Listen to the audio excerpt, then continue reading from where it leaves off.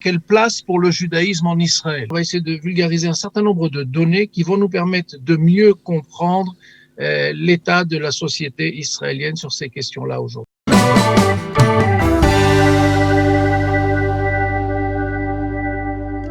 Eh bien, c'est l'heure de notre rendez-vous avec notre prochain invité, Jean-Charles Zerbib. Alors, Jean-Charles Zerbib, si vous ne le connaissez pas, eh bien, c'est un conférencier. Il a beaucoup de cordes à son arc. Il a dirigé les EI, le département jeunesse, culture et formation du FSJU en France. Il a été aussi à l'origine de l'organisation de la marche des vivants en Pologne durant 25 ans, c'est vous dire. Donc, il a beaucoup aidé la communauté. Il a également dirigé le département de promotion de l'ALIA de l'organisation sioniste mondiale pour la France et la Belgique de 2017 à 2020. Et là, nous avons le plaisir de l'avoir parce qu'il va donner une conférence pour le centre communautaire virtuel et nous l'avons en ligne. Jean-Charles Zerbib, bonjour. Boker Tov. Alors, cette conférence pour le centre communautaire virtuel, avec toutes vos casquettes, on se demande quel sujet vous avez choisi de développer cette fois.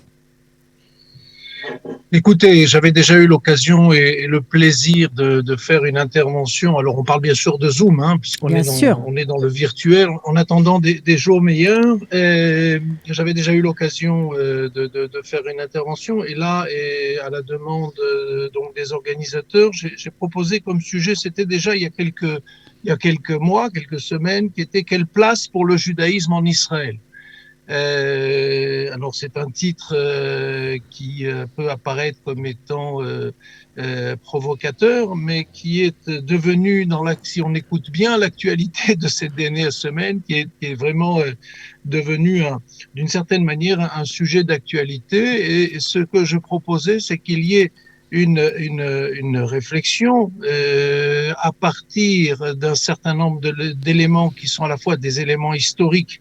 Donc on va regarder un petit peu quand même dans notre passé récent comment cette question se pose et quelles réponses au pluriel ont été apportées au fil du temps, et en même temps d'essayer de se projeter dans un avenir, encore que vous le savez, en Israël, l'avenir ça peut être demain matin et pas beaucoup au-delà. Donc il faut faire attention à ce genre de perspective, mais en tout cas je pense que plus que jamais cette question se pose aujourd'hui en Israël à l'ensemble de ses citoyens. Alors, c'est-à-dire que vous allez parler de ce qui se passe dans la société civile, des dissensions, ou plutôt du judaïsme américain qui a fait débat aussi. Vous allez aborder tous ces sujets ? Alors alors encore une fois, le temps étant limité, on va pas aborder tous les sujets, ça ne serait pas gentil avec un certain nombre d'amis à moi qui sont professeurs dans les universités et qui réfléchissent à ça tout au long de l'année. Et nous allons essayer de poser un certain nombre de choses. Bien sûr, vous avez derrière moi, j'espère qu'on le voit à l'écran, Herzl, bien sûr, on le voit. Une photo de Théodore Herzl. Évidemment, il est à l'hôtel des Trois Rois. Nous sommes sur les bords du Rhin et on regarde ce regard lourd. D'abord, je me suis toujours posé la question comment, en regardant le Rhin couler, qui est très large à cet endroit-là, il a pu imaginer de créer un État dans un désert. Mais ça, c'est une autre question. Mais comment, je dirais surtout, il imaginait cet État. Et vous le savez, la question se pose bien avant lui, mais en tout cas, elle se pose de manière très très claire, puisque son fameux livre Judenstaat, qui est traduit souvent en français, en tout cas la couverture des premières éditions parle de l'État juif, alors qu'une traduction beaucoup plus fidèle devrait parler d'État des Juifs et non pas d'un État juif. Et donc on voit bien déjà dans cette tension entre État juif ou État des Juifs, on voit bien déjà que la question se pose du caractère juif de l'État d'Israël. Et bien sûr, puisque celui qu'on appelle le rêveur, qui n'était pas un doux rêveur, mais qui a rêvé cet État d'Israël où nous vivons aujourd'hui, eh bien, dans ce rêve-là, quand on lit que ce soit bien sûr Judenstaat, ou quand on lit Alte Neuland, pays ancien, pays nouveau en français, on voit bien qu'il rêvait d'un État d'Israël, État refuge pour le peuple juif, mais en bonne relation et en bonne entente avec l'ensemble des minorités, des citoyens non juifs qui vivent dans ce pays. Et donc la question, c'est comment tout cela s'organise. Et vous l'avez dit, et c'est extrêmement important, il y a le rôle qui est joué par le judaïsme de diaspora, puisque toutes les décisions que nous prenons ici, je pense à un certain nombre de décisions, par exemple, sur la fameuse question Miou Yehudi, qui est juif. Eh bien, quand la question a été posée, par exemple, à Ben Gurion, à un certain nombre d'intellectuels à travers le monde, cette question engage ou a des répercussions ou crée des tensions avec la diaspora. Vous avez parlé du judaïsme américain.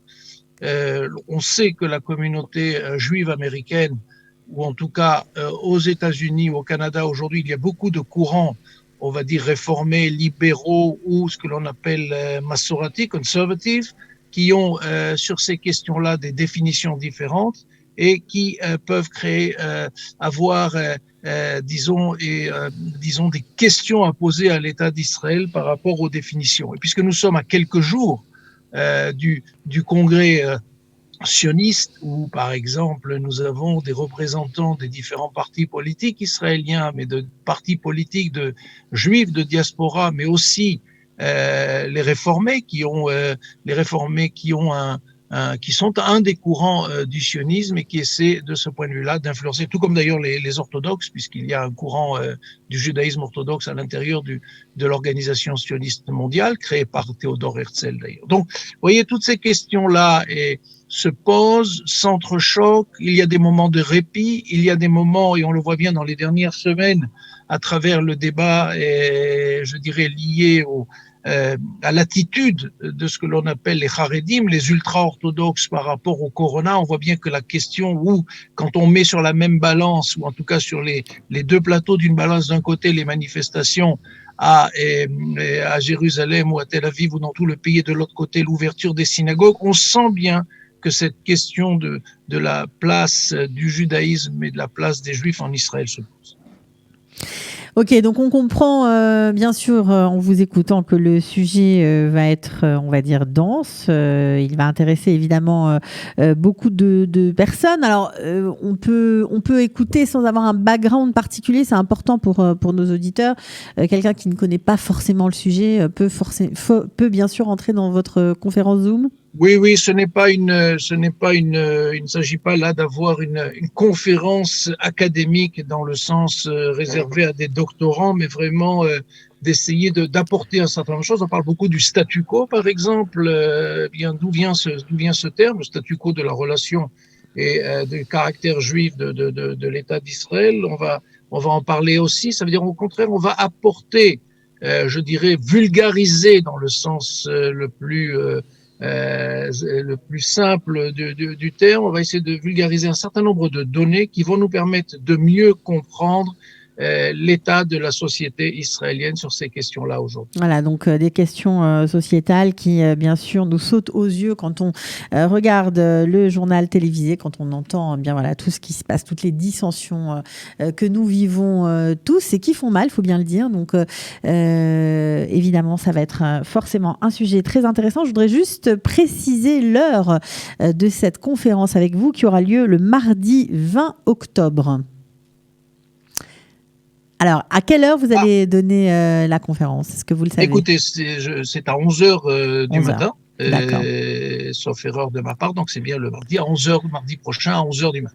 Voilà, donc évidemment, c'est gratuit. Vous n'avez plus qu'à suivre le lien qui sera le lien d'inscription. Il faut s'inscrire, qui sera sous la vidéo. Voilà. Et si ces questions du judaïsme, évidemment, de la place du judaïsme, de qui est juif, vous intéressent, eh bien, vous pourrez assister à la conférence donnée par Jean-Charles Zerbib pour le centre communautaire virtuel créé il y a quelques temps, justement en plein confinement, pendant le premier confinement confinement pour donner un peu la possibilité à ceux qui sont chez eux, qui sont seuls, un peu isolés, ou même ceux qui ne peuvent pas forcément joindre leurs activités habituelles, d'avoir un regard sur la société israélienne, d'apprendre des choses. Donc c'est vraiment à suivre. N'hésitez pas à vous connecter. Je voulais vous remercier, Jean-Charles Zerbib, d'avoir participé ce matin à notre direct. C'est moi qui vous remercie. C'est toujours un plaisir de vous écouter et d'être en dialogue avec vous. Voilà, merci. Partagez.